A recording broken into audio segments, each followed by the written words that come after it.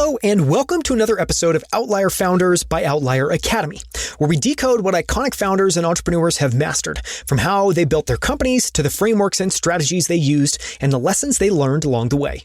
I'm Daniel Scrivner, and on the show today, I'm joined by Justin Mayers. Justin is the founder of a number of companies, including bone broth maker Kettle and Fire, America's #1 keto brand Perfect Keto, and the non-alcoholic wine brand Shirley Wines. Each of these companies alone does tens of millions of dollars in revenue each year, and on top of that, Justin is also a venture partner at Long Journey Ventures. In this episode, we decode how he's built and scaled multiple companies to tens of millions of dollars in revenue, including Kettle and Fire, Perfect Keto, and Shirley Wines, including the framework he's used for all of his businesses, from how he picks trends to how he creates products and brands to own that trend and how he scales them, as well as everything he's learned from the highs and lows of his journey, from why consumer brands are cash management businesses to how he creates categories and brands to why he believes in hiring a financial leader within his companies as early as possible. You can find a searchable transcript of this episode as well as our episode guide with ways to dive deeper at outlieracademy.com/144. That's outlieracademy.com/144. Please enjoy my conversation with Justin Mayers. Justin, thank you so much for joining me on Outlier Academy as part of our Outlier Founder series. I really appreciate the time. Thanks for coming on. Absolutely. Thanks for having me on. So I am so excited about this. You know, when I asked you if you would come on, I had my fingers crossed because one, I'm a big fan of Kettle and Fire. It's been cool to see the number of companies you've started and just kind of the progression. So we're going to cover a ton of ground here, from talking about Kettle and Fire, Perfect Keto, Shirley. I want to get into your approach to building these companies, what you've learned. We have a ton of ground to cover. Where I want to start is for a quick sketch of your background, because, you know, I think the lead in here, you've got a newsletter called The Next. I'm just going to read something from for a second. And in the lead in, it says, in the last 4 years, I've founded 3 health brands, Kettle and Fire, Perfect Keto, Shirley, which each do tens of millions in revenue. I've raised $20 million to build Kettle and Fire, gotten into 10,000 plus retail stores, bootstrapped Perfect Keto, launched 80 plus SKUs, super impressive list, and have a small portfolio of Shopify apps, that I run on the side. That's just in the last 4 years. So take us back earlier on and paint, kind of connect the dots and help give us a sense of your journey. Yeah. So thanks so much for having me, first off. So where should I start? How early? Man, I mean, wherever you think is an interesting moment in time. I don't know if there's anything formative in your youth. I know in college you experimented with paleo that probably led to some of this. So wherever makes sense. So I think that a lot of this stuff probably started where I grew up in DC. And then after I graduated high school in 2008, my family moved to rural Pennsylvania. So to like a really, really tiny town outside of Philadelphia. It's not great. Like, I didn't really enjoy living there. And I didn't know anyone. I knew literally no one for 100 miles or whatever. And so my first summer, like my first 2 summers after college, I would come home and I would know literally no one. And so my summer after my freshman year, I basically came back and I didn't know anyone. I was working as a janitor at LA Fitness. I was also working construction, doing pool plastering. And I was just pretty miserable, honestly. And so it was around that time that I first came across the 4-Hour Workweek, which was the very formative book for me, I would say. And that was the first thing that I read where I was like, entrepreneurship is a thing. I could just try and build my own, company. I could make money on my own volition. And as someone who at that point in my life had been fired from 13 jobs, literally every job I had. It's impressive. And I later would get fired from LA Fitness and the pool plastering job. So I'd been fired from everything. And I was like, maybe this is sort of an answer to my seeming inability to really get excited and dive in and do stuff that I don't like for people that I don't really respect. And so that's when I started working on my first company. I started my first company called Roommate Fit. When I was in college, I had a bad freshman year roommate. Just thought that, because I was a college student, there were a bunch of other college students who were also unhappy with their roommates. And there must be something that you could do, building an eHarmony for roommates would be an amazing idea. And it was a horrible, horrible idea for many reasons. But basically, that kind of got me started in this entrepreneurship world. And as I got more and more into it, even though that business didn't work at all, we made like $1,000 in revenue over the lifetime of the business. And then the one university that hired us for $1,000, I lost the check that they'd sent us. And so they had to charge a $15 reissue fee. So the company's official revenue is like 985 over its lifetime. But yeah, I mean, that got me started on this like broader journey of figuring out how to be an entrepreneur, how to build companies, how to do all this kind of stuff, which has been like very rewarding in general. Yeah. We're going to talk about, the companies that you've been building over the last 4 years, but I understand, at least if I'm getting it right, it's kind of foggy from doing the research, but I think you started a company that got acquired. And so maybe one way of asking the question would be, talk a little bit about the first time you had a company you founded or were a part of and it was successful, maybe what you learned from that experience. Yeah, totally. So after starting Roommate Fit, I went out to San Francisco. I was working with another startup that was in the Pittsburgh area where I went to school. And when I was in SF, I met a guy that was just starting to do a roll up in like 2012, I guess this was, where he was buying different software businesses, SaaS businesses in 2012, rolling them up and, building like a portfolio of these things. And so he was 36, 37. He'd been successful. He started multiple companies that had done exceptionally well. And he was basically like, hey, do you want to come work with me and help build this company? And so I moved out to Las Vegas to build a Las Vegas office for what we were doing, and was traveling back and forth to San Francisco. And like, we acquired basically 4 software apps. We grew them. I think we like a little bit over doubled them in a 12-ish month period. And then at the end of that, we sold the portfolio to Rackspace, which was then like a publicly traded hosting company based in San Antonio. And so that was sort of my first acquisition where I'd like gotten involved with this guy, worked super hard, super closely with him. And we had taken something from, granted it had a revenue base, we were acquiring companies, not building from scratch, but that was really like my first win. And it led to me moving to San Francisco as part of the acquisition. I made some money from that sale, and it was like really a tremendous outcome. Did that give you confidence that, okay, this was achievable? I'm just thinking here you are, you've been fired from all these jobs. You've tried something that, was successful, but not successful. You have something that's now successful. What does that change? I mean, for you, was it validation that you're on the right track? Was it like, I can do this? What was changing mentally? I wish that I had felt more of that. Like, I wish that I had allowed myself to be like, good job, but instead I sort of took the opposite of you. And I was like, oh, I could never have done that by myself. Oh, I didn't do this. It wasn't really my win. We were buying businesses, not optimizing them. The market's good. Jonathan is a genius, all of which are true. But I don't think that I let myself like feel like I had earned that win or in any way, and like, I certainly was not the main person that pushed those companies forward. So I think that was true to an extent. But I think I also could have felt a little bit better about the role that I played, as opposed to like, I just like wrote it to zero and I was like, I'm not going to feel good about myself until I have a win, until I've started something myself, Totally. So, I mean, and that's not necessarily a bad thing. Maybe it gives you a positive chip in your shoulder to that degree of like, okay, now let me go do this on my own. I want to talk a little bit about, the companies that you've started. And what I wanted to ask was, when I look at all the companies you have today, they all make sense, meaning they're all health and nutrition and wellness focused. They all, focus on very specific kind of markets and use cases. They're all really well branded.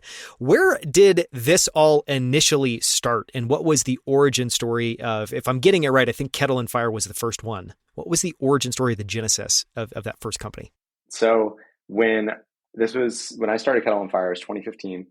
I was doing consulting. I was like poking around for my like big tech company that I wanted to start. I was in San Francisco and was like, that's just what I thought I should be doing.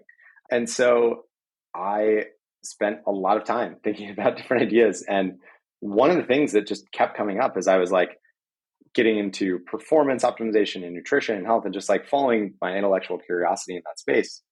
I came across a lot of the people at my CrossFit gym were talking about how they were using bone broth for recovery to like heal their joints, gut dysfunction, skin health, all these sorts of things. Around the same time, my brother, who I ended up starting a business with, he was based in the Philly area. He had torn like pretty much everything you could tear in your knee playing soccer. He was in high school. He had gotten surgery and was like bedridden for 8 weeks. And he was basically like, hey, you should, he was like, what can I do to help with recovery? And how can I heal faster after surgery? And I recommended he look into bone broth. There were no good quality options in the Philly region. I was myself looking for bone broth because like I was traveling. I didn't love cooking then and was terrible at it. And so I was like looking for bone broth in San Francisco, and there was also no good high quality versions. And so that's kind of when, the idea coalesced, and we were like, oh, I bet there's a demand, or I bet that you could start a high quality bone broth company. We can start selling it online. And Nick, my brother, we can start this together. You don't have to go to college. We can start this business because you want to be an entrepreneur anyway. I can be, use this as a way to like fund my life practically, as I figure out my like big tech thing. And so we decided to start what became Kettle and Fire. And we launched it in August of 2015, and just with no expectations beyond like a lifestyle business. I honestly thought it would do maybe like 10 to 15K a month in a really good scenario. And it just kind of like took off on us. When did you start feeling like you were having success with it? I mean, it sounds like anecdotally, you're getting this sense that there are a lot of people that are interested in it. It's this emerging trend. You talked about, I think in our other interview, being good at kind of spotting these trends and being early to them. All of that's great, but there's so many businesses that you then start that don't, kind of materialize or get big. What was the first moment where you and or your brother were like, okay, there's something here. This is actually working? Yeah, I mean, honestly, the first moment was on month one we launched, and pretty much as soon as we launched, we like thought we had something. Like we had underwritten it as I thought it would do 5 to 10K a month. And in our first month, we did like 20. Our next month, we did like 40. Our next month, we did like 60 grand or something like that. And it just kept growing. Like we launched in August of 2015. And before the year was over, we'd done like almost 300,000 in revenue. And so for us, we were just like, whoa, this is way beyond what we thought this would be. And this is with like, we had a horrible brand. It wasn't called Kettle and Fire at the time. It was called Bone Broths Co. We were only selling online. Like it was $12 a box. We didn't really know how to make a good product. We only had one SKU. It was just like on almost every dimension, it was really badly done. And it was still working. And so we were like, damn, this is compelling. What do you credit that to? And what I'm asking there is, so there's so many things working against it. If you had to try to play scientist and try to point to one or two things that really moved the needle for you, do you have a sense of what those were? Yeah, I think it was mostly timing, honestly. I think that like our timing was spot on, where we were just at the moment where people were starting to talk about bone broth. It was a product they wanted in their lives, and they were willing to pay for it. At least like some smallish community of people that are into like paleo and Whole30 and health and all this are willing to pay for it. And we at that point when we launched, it was like we were literally the only game in town. Like if you wanted to buy bone broth, it was like you somehow knew about us because there were no other companies that were doing this thing. And so I think it was almost entirely timing, and like we were the right company with the right product in a market that was growing, and like that was it. I think that was almost everything. Is we could and honestly, like the reason I say that is I think there were definitely things that we could have done better. Like I just mentioned, brand sucked, cost was expensive, all this sort of stuff. We saw companies that were executing way worse than we were, that were launching bone broth in like 2015, 2016, that were doing really well. Like they were doing like single digit millions in sales, and they had no idea what they were doing. And so I think it was just like mostly a market thing at that time. I mean, so one of the questions I want to ask, it's a little, I guess, difficult to talk about. So you end up launching this company. It was called Bone Broths Co., which of course it was, generic, not super awesome name, but it's good enough to be able to launch it. You've clearly evolved it massively since then. Not only have you had a SKU expansion, I would say your site does a very good job of marketing it and what the benefits of bone broth are in a very simple way. The branding is great. Talk a little bit about the process of taking it from this super rough thing that was working despite itself and polishing that over time. And I guess what I'd be curious is like, what have you two intentionally focused on that's really moved the needle? And then walk us through some of that. Like, I think it'd be interesting to talk a little bit about the branding and naming and updating that and what that looked like. Yeah, I mean, so as soon as we thought that we had something, we were like, oh boy, we really have to raise our game from a product standpoint, from a brand standpoint, from a marketing standpoint, all of it. And so I hired a branding agency. Uh, they were like, we're going to come up with a great name for you. Nick and I ended up coming up with the name. We were sitting in a hot tub. We were joking about like, what are like the core things that you need to make bone broth, and what would you have in an ancestral environment? And like for us, it was like, a kettle and a flame, a fire. And so we were like, oh, that's kind of a cool name. Sounds sweet. We should maybe look at using that. And that's what we went with. Can you share some of the names that you did not go with? Yeah. So Like, they wanted us to go with Stocksmith was one of the names, which is not horrible, but not yeah. amazing. It was like Harper, 82 Harper, which was like the address of the first butcher shop in San Francisco, something like that. Granger, which would have been horrendous. Like, Yeah. no way. This is very like branding agency work. It's fascinating. Yeah, 100%. Yeah. Yeah. And so, we were like fine with the branding agency. They did come up with a logo, which was amazing. And we still use an iteration of that logo today. But yeah, I mean, it was basically like we had to put a lot of thought into what is the vibe, the brand, the messaging, the look and feel that we want to convey. And in those days, our first Kettle and Fire brand was like black and orange and red. It was like, I thought it was selling to like CrossFitters who want to drink bone broth. And the Iron Law of Ecommerce across everything I've ever started is like, I start a thing thinking I'm selling to people like me, and it's always 45-year-old women that are buying the product.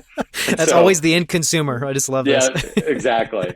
And so we basically had to like, over the years, have had to revamp and like soften our branding, our logo, or all that sort of stuff to make it more appealing to the average person. I mean, it's a really interesting point, and I want to talk about that just for a second, because I think part of, what I'm trying to think of when coming up with these questions is what other direct-to-consumer kind of health-focused founders might want to know. And that is very, very, very common. Starting out thinking, here's the audience, you're kind of, tailoring the aesthetic perfectly that way. So clearly, you learn that your customer is very different than who you imagined. It's probably not a 20-year-old CrossFitter male. It ends up being, to your point, a 45-year-old woman. But I want to ask a more subtle question, and because the cynical take I've heard on like what you guys have done with the brand is, we need to make it more appealing for women, as if women have entirely different aesthetic tastes than men do at the end of the day. And I think another lens you could use is just you're opening up the aperture, and so that more people can relate to it. Is that how you guys have thought about it? Is there a philosophy with which you've changed the aesthetic to try to make it more relatable? I basically think that like we had our original aesthetic was very like black, orange, super like traditionally like something. Yeah, I mean basically like a caveman Home Depot or some vibe like that. We basically just wanted to make it a little bit softer, a little less appealing, a little less like caveman paleo, I would say. Where the first iteration was very like, kettle, fire, like broth, bone, blood, all this sort of stuff. It was like a weird vibe, and not a weird vibe. It worked at the time, but yeah, just specific. Specific. And now as we've like broadened, as more people have understood sort of the health benefits of bone broth and the like, we've increased the number of people that we think our brand talks to. Now we have multiple different colors. We have much softer color palette. We have like a friendlier, more approachable font. We have sort of like a total packaging refresh, like a lot of these things that we've done. And I'm like really proud of the work that our branding team and marketing team has done with the brand and around the brand today, where I think it's like both strong, but friendly and approachable, but also like has good health kind of connotations and vibes and the like. It's something I'm very proud of. Yeah, they've done a great job. So huge plus one to that.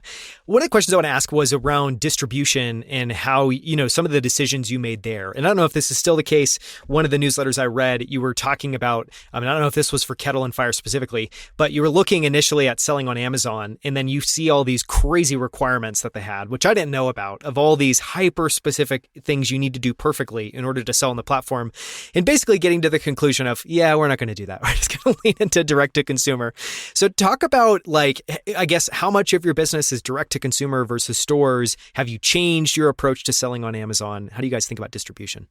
Yeah. So when we started, we were 100% direct to consumer. So you could only buy from kettleandfire.com or then bonebrothsco.com. And so when we started, that was all of our business. As we moved on, in our like second year in business, we got into 50 Whole Foods. We were still ignoring Amazon at this point, but we got into 50 Whole Foods. So like 90% of our business was direct to consumer. Our third year, we got into all the Whole Foods. And so it was like, okay, we're now 70% online.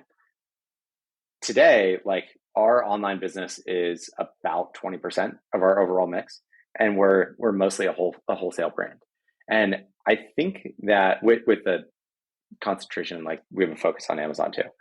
I think that that's kind of the way that brands, especially brands like ours that are selling at like sub $10 price points and are shipping something that is like boxy and heavy, like we're shipping liquid at relatively low price points. And as freight costs and ad costs and all sorts of things have gone up, I just think that's like structurally a hard business to win in.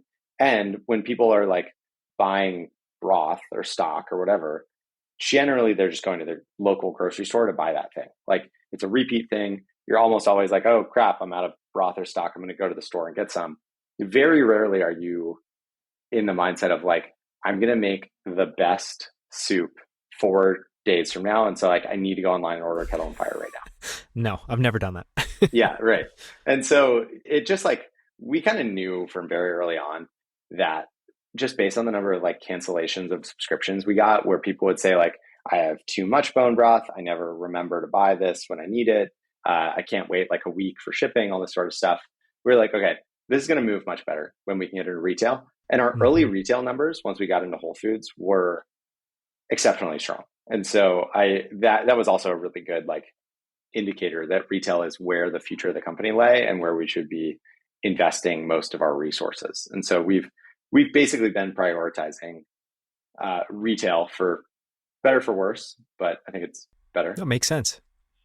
Yeah, since very early, I don't know, like 2016, 2017.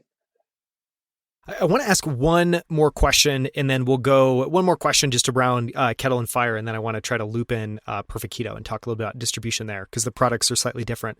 But one of the things I want to ask is, so you launched Kettle and Fire in what, 2015? Is that the right year? Yep, late 2015. Okay. You launched it in 2015. Clearly, even not that I am like a bone broth aficionado, but I've noticed obviously that kind of uptick in sales and people talking about it and people using it. Now you're at the point, here we are 7 years later, where I know Whole Foods has a generic, bone broth, and I'm sure there are other competitors you compete with. And so it's an interesting example of you guys being, basically the original brand in the category, all the way through then scaling. And now you have competition from, kind of generic brands at the grocery store and other competitors. Has that factored into what you guys have done strategically? Is that do you look at that as just a reality of, having something that's become more popular? Just any thoughts around that?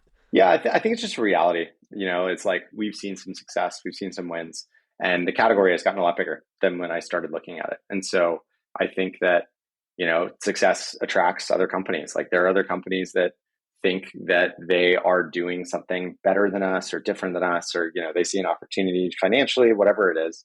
And I kind of think it's unavoidable. Like I do feel like we have built some like brand moats, some product moats, some distribution moats. Like we've spent a lot of our time not sitting fat and happy on like money that we were making, but reinvesting into the business, making a better product, making a better packaging, getting better distribution. And I'm really proud of that. And I think that it puts us in a good competitive position. But I do think there's a lot of companies that, especially in our space, where it's like, once you launch something that takes off, maybe like a kombucha or something is like a good example. Like 10 years ago, there was one kombucha brand. It was GT's Kombucha. They did almost $500 million in revenue, something like that. Super profitable. They didn't really change anything. And now there's like 50 kombucha brands and there's more launching all the time. And it just erodes margin, erodes profits, just like a tough spot to be in, I would say. But also inevitable.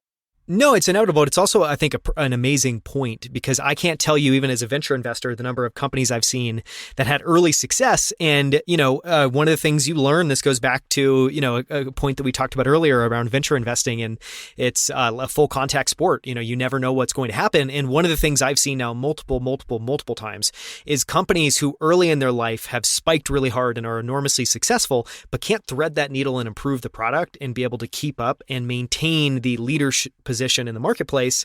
And a lot of it, I think, honestly traces back to what you said, which is just my sense of it is they're not pushing themselves enough. They don't maintain that energy and that spirit from day one, and they just are fat and happy. Is that your take? Do you have a different point of view around why that happens so often?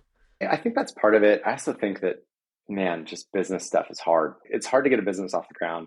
It's hard to get a business that's, sustainable. Then it's hard to get a business that's like profitable and growing. And the bigger you get, the more competitive everything gets. And it's just like at every dimension or at every stage, stuff is just really hard. I think that that's the other piece. It's like not everyone is just sitting fat and happy. I just think it's, man, like it is That's hard. a challenge to Yeah. fight off competition every single day, to stay ahead of the trends every single day, to, try and focus on profitability. And I think especially in our world, like the branded consumer products world, the last 7 years have also been especially hard because I think that there's been a slew of companies that have been extremely well-funded that are horrendous businesses, like just structurally broken businesses that are driving up advertising costs or taking shelf space or like doing stuff that makes it hard for you as another competitor that wants to run a good business to compete. Like if you had if you're Four Sigmatic or like one of these businesses that like Laird's Superfood competes with, for example, I don't know if you know them. They're a public company, so you can reference this. As funny as that is, they are a public company. I know. And they did last year, I think they did something like they like did 18, 20 million in revenue, something like that, and lost 32 million in, it's like, It came public as a SPAC, which explains a lot. But yes, it's true. Yeah, no, completely. It was not a big process. But I mean, it's like, how do you compete with that as a brand that wants to build a good business when another brand is lighting $32 million on fire to make $20 million in revenue? That's very hard to stay alive in an environment where your competitors are able to do stuff like that. Yeah. I want to ask a question. I know you do venture investing, some angel investing. Even just that point is so fascinating because here you are, I know you've raised venture capital for Kettle and Fire, but my sense is culturally you've run it as it's a profitable business. You want this to be profitable and growing. So you want it to be sustainable. So in many ways you're raising venture capital to expand it, but you have a very classical playbook, which I think is the right thing to do. That said, I imagine from your position, seeing some of this, you probably have a love-hate relationship with venture capital because one of the flaws of venture capital is it gives an enormous, to your point, there are so many examples. A great example recently has been this 24-hour or 20-minute delivery of groceries in New York is, I think, a fascinating example of just like hundreds of millions of dollars lit on fire for companies that are not going to be around anymore because it was never a sustainable business. And yet venture capital funded it. Do you have a love-hate relationship with venture capital? How do you think, or is that just a flaw in the model and is it what it is? Yeah, I mean, look, I don't actually think it's a flaw in the model. I think it's a beautiful thing in some ways that people can allocate risk capital and like trying to build amazing, cool things that if they worked, like there's a huge payoff. Like I think that there should probably like on the overall sphere of like how we allocate money as an economy, we should probably put more money into like likely to fail, but if it works, boy, will that be transformative for society type projects. And I think venture capital does a really good job of that. That said, though, I think that the problem or a problem in venture is that people use venture capital to describe venture investing in small companies across sectors, which I think is kind of crazy. Like when it comes to consumer, people will say like venture capital invests in, when it comes to consumer products like Kettle and Fire, Perfect Keto and the like, we saw companies the last 6 years that were raising at same valuations in a seed or pre-seed stage, aka like they don't have any traction stage, as tech companies. And yet, if you're a tech company, your market size for like many different types of tech companies is almost like two, three, four orders of magnitude more than a consumer brand.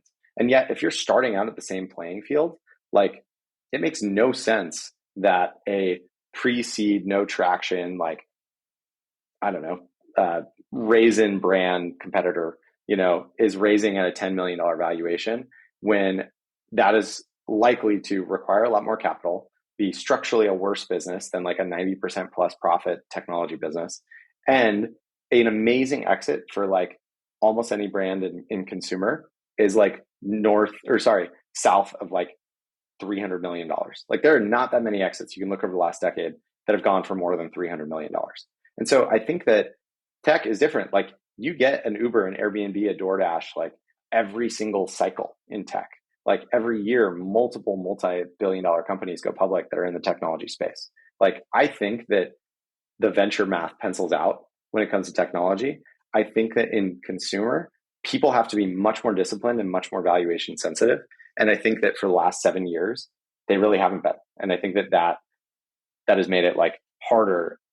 It's made it hard to invest in consumer brands for me personally, but I think it's made it harder as like a operator of a consumer brand too, where you have had venture, investors that haven't agreed with everything that I just said. And so they're throwing money at money losing brands that don't have any plan to be sustainable and like structurally are not able to either be sustainable at their current cost structure or may not even be able to survive at all outside of investor dollars.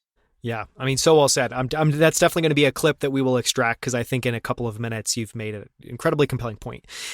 Just the one thing I was going to add on to that is one of the thoughts I've always had is, somewhat similarly is I've met with hundreds and hundreds of founders now, and over time you start to really get a sense for just the number of founders that are looking to raise venture capital that honestly are not running a venture scale business, and you can start to identify that mismatch. But I feel like that's one of the I don't know.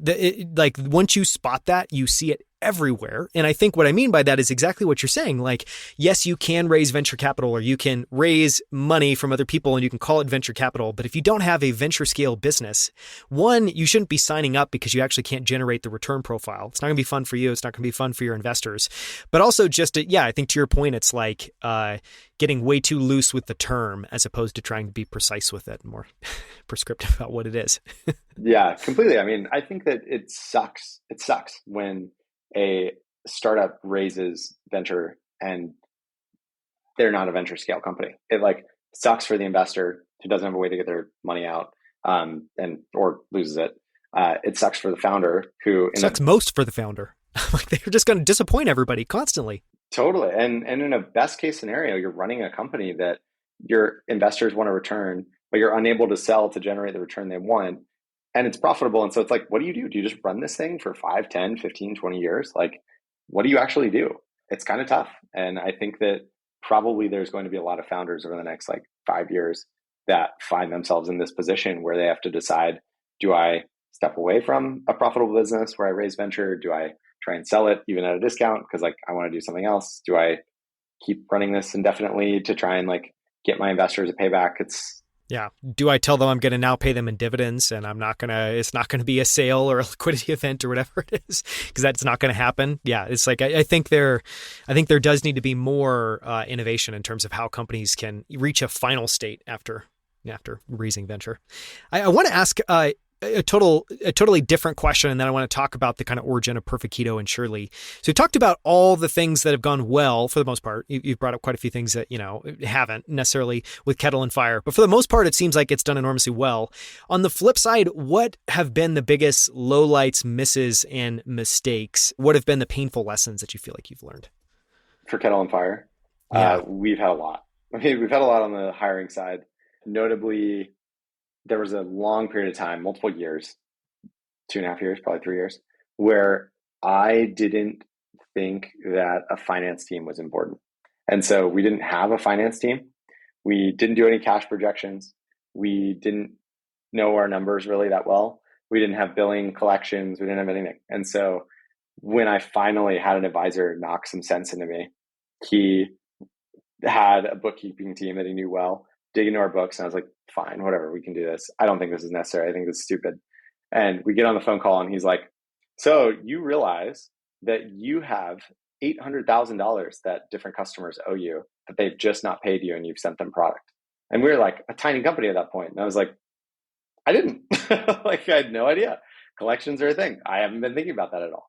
And at various points in, not appreciating finance meant that we didn't have, like, all of consumer specifically is a cash flow management business.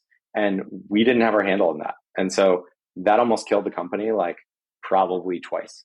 And that was entirely due to me massively undervaluing the finance function in a way that was like so unbelievably stupid. So that was a big one. Another big one was just like, it's been beaten into my head multiple times to hire domain experts. Like, we were building our own production line at one point, shortly after we raised money. And we had, like, not really a domain expert, but someone who, like, said that they knew what they were talking about, who was managing that build out. And basically, like, as we dug in, it turned out he wasn't. And we ended up burning an extra, like, almost $2 million that we didn't have to burn just because, like, the line wasn't ready in time. We'd made investments thinking it would be. We had to, like, hire a second engineering group to fix the first one. So it was just like this mess.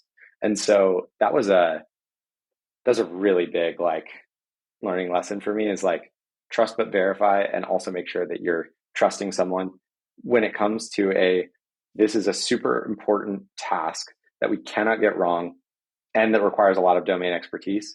Hire someone with domain expertise. Like, don't try and pass it off. You don't win any points for, like, passing it off to someone who's never done this before. Yeah. I mean, the other point that I've heard on that same note is when you're looking for a domain expert, look for someone that's done exactly what you're looking to have done, ideally at a higher level, and then you're bringing them kind of down market, as opposed to what a lot of people do, which is they're trying to swing for the fences, make a bet on someone that could potentially do it but hasn't done it before. And I don't know, the number of times I've heard that raised as well too is interesting. I want to ask one more question about the finance piece, because I imagine that you are not alone at all of thinking as finance as this non-strategic thing. So clearly one example of why finance is important is knowing how much money you're owed and doing collections. I imagine there are many other things. Like you talked about cash flow management, obviously having projections would be enormously helpful. For someone listening that's in that boat where you were, or just maybe you're talking to yourself from a few years ago, what other things would you point to as why finance is very important to invest in early on? It's everything. It's like planning. How do you make budgets? How do you make investment decisions? How do you plan? How do you decide, like, where to allocate resources across the company? It's all the way from that to, like, running scenario analyses to, for us, like, margin improvement is a big thing. Like, how do you make the decision between, are we going to invest in X source for organic carrots, or are we going to invest in, like, an organic carrot mash blend from another supplier or something like this? Like, you just have this matrix of decisions that you make every day, every week, every year as part of a company. And I think finance, like, gives you the tools and the ability to actually make those decisions in a way that's intelligent versus just, like, guessing. And for so long, we were just guessing, and we didn't have a rigorous plan. We didn't have a rigorous, any sort of model that we were operating off of. We didn't have any rigor around how we were making decisions. And I think that finance, like, really provides that strategic lens and that sort of way of thinking about where and how you should invest your limited resources. Very, very, very well said. And I would just say, I feel like finance could maybe be I don't know, could maybe mean rigor. It's a great way of adding. I feel like anytime finance is involved, the bar for rigor goes way, way, way up in any discussion that you're having, because there's nowhere to hide. There's nowhere to hide. You have to have a real conversation. I kind of think that we're moving into in startup land, like, we're moving towards an environment where we have been valuing, like, the builders, the technologists, like the marketers and all this sort of stuff really highly the last, like, 10 to 20 years. And I think that if and as money gets tighter, as investments slow down, I think that, like, really good operators and finance people are going to be unbelievably valuable in this next cycle. As, like, if you're a company that can even eke out, like, 1 to 2 more margin points, and you can use that to invest in better people, marketing, sales, whatever, like, it kicks off this feedback loop that will allow you to, like, slowly outcompete a bunch of your competitors. And I think that that's something that we're going to start seeing a lot more of, is, like, finance as a competitive advantage. Totally. And as people focused on compounding and, realizing that even a couple of percentages compounded over days and weeks and months and years adds up to a massive, massive changes over time. So we've talked now a lot about Kettle and Fire. We've talked about some of the lowlights, some of the mistakes. I want to now talk about Perfect Keto and Shirley. And these are just two of a couple of the things you founded. Talk a little bit about why you founded those and maybe what you did better or differently, or what you learned from Kettle and Fire that informed the approach there. Yeah. So unfortunately, I started Kettle and Fire and then I started Perfect Keto like 18 months later. And so a lot of these things that I'm talking about that were lessons from Kettle and Fire, I felt like I learned or got hammered home at the same time at Perfect Keto. God, you learned them twice. Yeah, but at the same time, it was horrible. Like around the same time I learned that we should have a finance team at Kettle and Fire, it was becoming blindingly obvious that we should have a finance team at Perfect Keto. Just brutal. And so both of these lessons got pounded very hard into my head.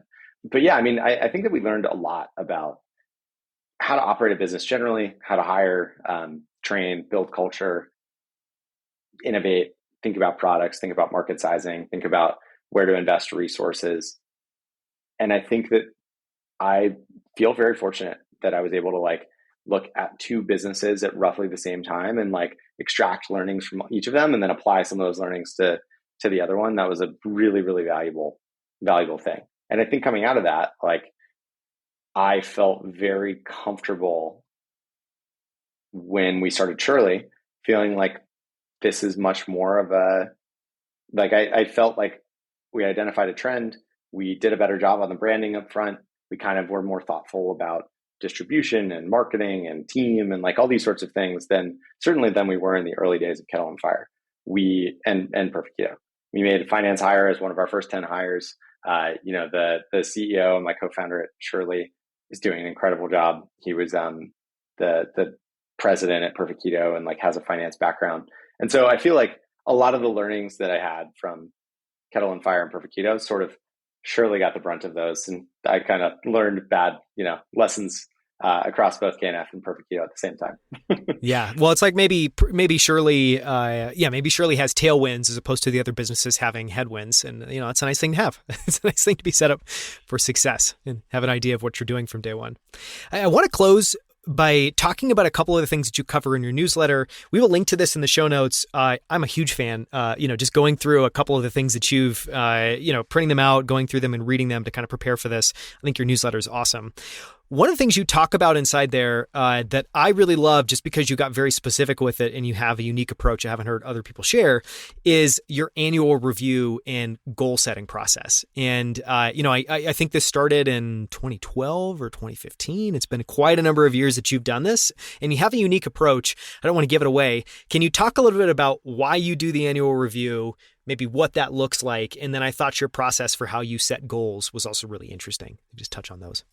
Yeah, so I use sort of I've gone through a couple iterations of an annual review, but the one that works for me now is sort of taking a couple of days at the end of each year and just taking stock of what went well for me this last year. I have some metrics that I track, net worth generally at a high level, some relationship health stuff, certain lifts, body weight, just some high level metrics, amount donated to charity and the like.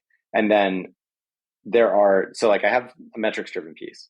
Then I have this more subjective, what were my favorite moments of this past year? Looking at my calendar, what brought me a ton of joy? And then I kind of do a full calendar review and I go, what brought me joy?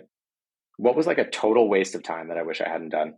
And how can I get more of the things that brought me joy in the next year and make sure and create a list of absolutely do not do this list of things for future years. And so one of those things that I realized a couple of years ago, just to give you an example, is that I really don't enjoy going to big conferences. I love going to small, less than 50 person events. Big conference, I get drained. I don't enjoy it. I don't meet that many people. It's not my thing. And so moving in this year, I was great. I'm not going to go to any big conferences and I'm going to feel totally comfortable saying no to a bunch of these things. And that's made me slightly happier, So I do that. And then I kind of move into a goal setting period where once I have a sense of what did I enjoy last year, what went well for me, what do I want to start, what do I want to stop, what do I want to continue moving into this coming year, then I kind of have this goal setting process, look at goals that I set last year, how did I do on them? And I think about goals in a couple areas. It's like randomly this tweet that Naval sent like a couple years ago has just been like lodged in my head for since I read it, which was just it's like a fit body, a calm mind, and a house full of love. Like these things cannot be bought; they can only be earned. And that's actually the framework that I use for setting my annual goals, which is like, what are my physical, like body goals? What are my kind of like mental, emotional, spiritual goals? What are my relationship goals with, my fiance, my friends, my family, and the like? And then I have a business category, and I just kind of go through and I say like, what are the things that are important to me and goals that I want to accomplish this year in each of those categories, and then write them down. And every month throughout the year, on one of the first, I should do my annual review or my goal check-in at some point this week. It's early October. I basically sit down and I look at like, how am I doing from a goal standpoint? What do I need to do, change, adjust, tweak to make sure that I'm achieving my goals? And it gives me a really nice sense of like progress, and just that generally tends to I think that like staying on task and give me a sense of like, what is this broader thing I'm working towards is really helpful for me as a type of neurotic person that does these sorts of exercises. I really get a lot out of it.